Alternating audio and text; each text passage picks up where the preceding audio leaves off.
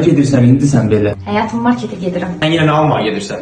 Düyüylə paraşokumuz qutarır, ona görə gedirəm ki, tez onları alım. Keçən həftədə bir sual mağazasına getmişdim. Bir aylıq maaşımı qoydun gəldin. Narahat olma həyatım, keçən dəfə kimi olmayacaq. Bu dəfə həqiqətən də ehtiyacımız olan məhsulları alacağım. Onda təkrarla. Bir paraşok, bir düyü. Düyüylə paraşok. Bir də təkrarla.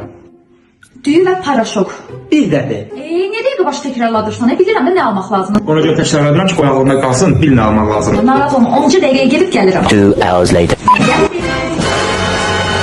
İndi bunlar nədir yenə? Kartımdan nə qədər pul çıxdı mənim? Qulaq asda ilk öncə bu alışveriş sayəsində biz ya ev ya da ki, maşın qazana bilərik. Necə yəni evdən maşın?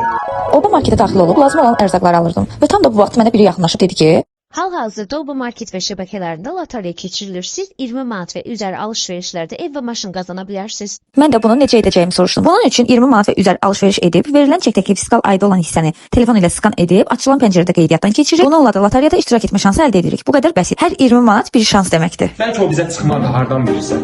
Oba market bunu da düşünüb. Oba market tətbiqində şansların hissəsini skrin edib paylaşırıq və bununla da 5 nəfər 50 manat qazanmaq şansı əldə edirik. Dur onu gedək, biraz da alış-veriş şansını alsın bizim.